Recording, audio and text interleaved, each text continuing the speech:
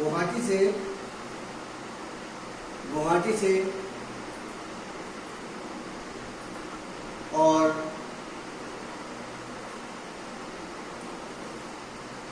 कलकत्ता तक को किस तरह से जोड़ा जाए कि कम समय में डिस्टेंस को कवर किया जा सके, क्योंकि इस समय पूर्वी भारत कोस्टल रीजन से काफ़ी दूर होने की वजह से काफ़ी ज़्यादा पिछड़ता जा रहा है।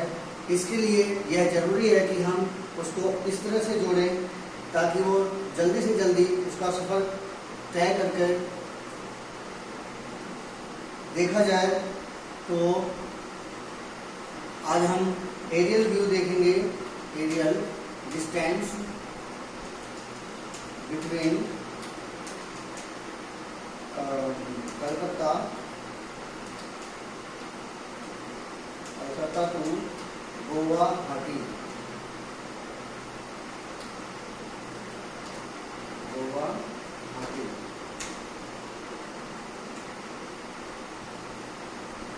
जैसा कि आपको दिखाई दे रहा है, एरियल डिस्टेंस अप्रॉक्स 519 किलोमीटर यानी 322 माइल्स है।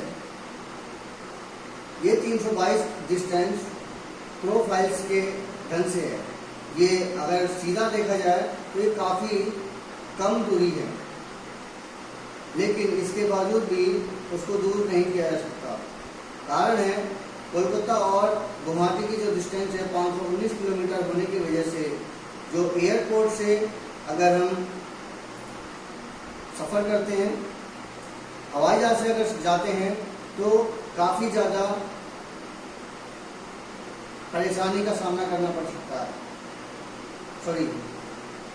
अगर हम हवाई जहाज के थ्रू देखते हैं तो ये जो दूरी है ये काफ़ी कम पड़ती है, परंतु अगर हम घूम के जाते हैं तो वही जो डिस्टेंस है वो करीबन 1000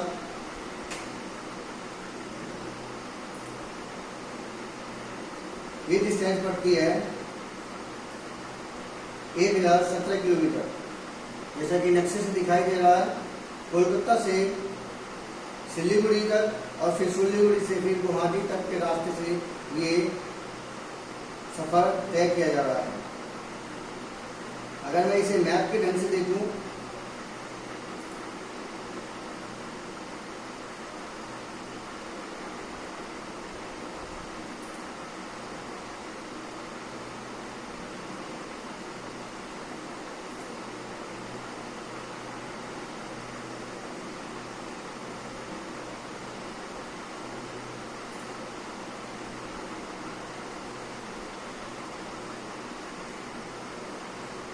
और इसमें 22 घंटे का समय लग रहा है।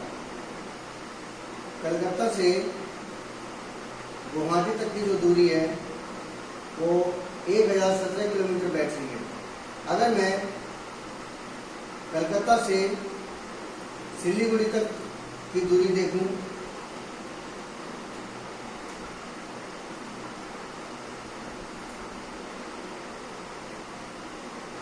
तो ये दूरी लगभग 566 किलोमीटर बैठ रही है। सीधी दूरी 566 किलोमीटर ये और 1017 किलोमीटर टोटल दूरी।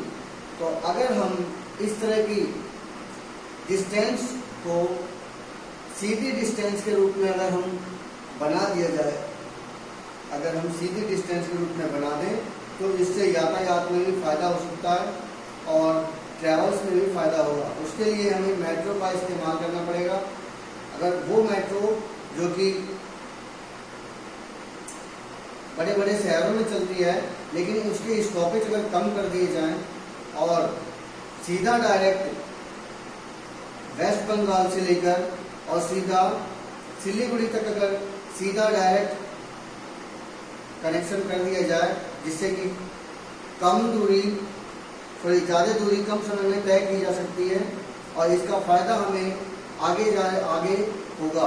क्योंकि अगर मैं ये कहूँ कि डिस्टेंस और डिस्प्लेसमेंट जैसा वैज्ञानिक तरीके से देखा जाए तो ये घुमावदार रास्ते होने की वजह से ये जो दूरी है ये काफ़ी ज़्यादा टिपिकल सिचुएशन में पहुंच जाती है।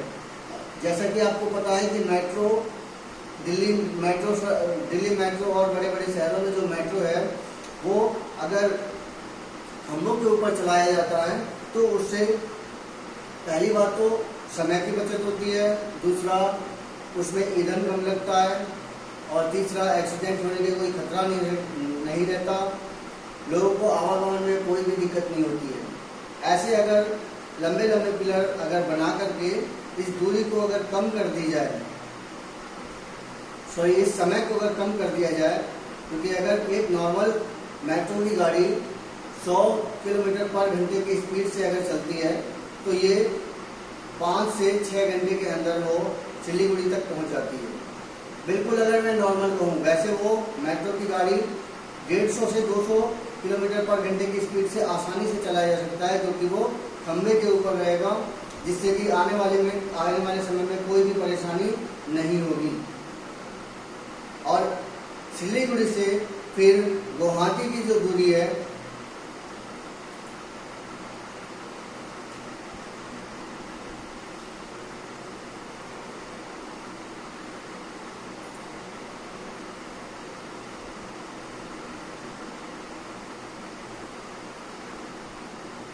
ये दूरी 462 किलोमीटर है।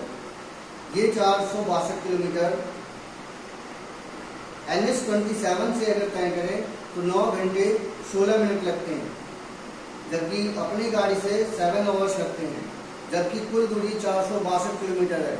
अगर हम 100 किलोमीटर पर घंटे की स्पीड से अगर चलाएं तो ये 4 घंटे में 4.5 घंटे या 5 घंटे तक में तय किया जा सकता है, बिल्कुल मिनिमम। हालांकि अगर इस तरह के पिलर, मेट्रो जैसी पिलर लगा करके अगर चलाया जाए तो ये दूरी अगर 200 किलोमीटर पर घंटे की स्पीड से चलाई जाए तो ये मात्र आपका 2 से 3 घंटे के अंदर कवर किया जा सकता है।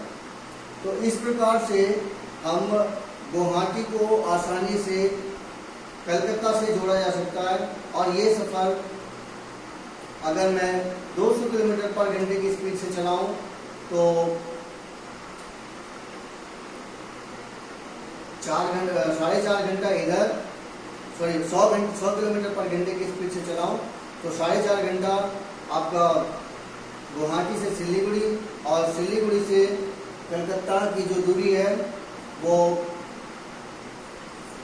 लगभग 6 घंटे में आराम से तय किया जा सकता है। 5.5 से 6 घंटे के अंदर आराम से तय किया जा सकता है। और अगर मैं इसे 200 किलोमीटर पर घंटे की स्पीड से चलाऊं तो 2 घंटा सिलीगुड़ी के 2 से 3 घंटा सिलीगुड़ी में और सिलीगुड़ी से कलकत्ता की जो दूरी है वो लगभग 3 घंटे यानी नियर अबाउट 5 घंटे में आराम से कवर किया जा सकता है। तो इस प्रकार से अगर कोई ऐसी गाड़ी जो 200 किलोमीटर पर घंटे की स्पीड से चले या कोई ऐसा तरीका जो 200 किलोमीटर पर घंटे की स्पीड से चलाई जाए जो गुवाहाटी से कलकत्ता को जोड़ सके, जिससे कि 5 घंटे में हम कलकत्ता आसानी से पहुंच सकते हैं, जिससे कि व्यापार और सभी तरह के सामानों में ट्रांसफर में बहुत ही ज़्यादा फायदा होगा।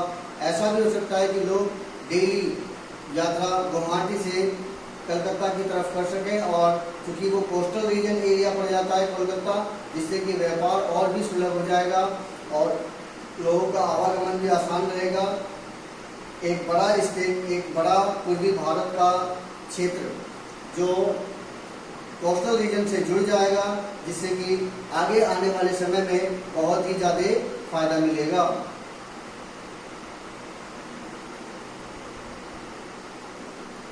और आज के समय में 200 किलोमीटर पर घंटे की स्पीड से गाड़ी या वाहन चलाना कोई बड़ी बात नहीं है, ऐसा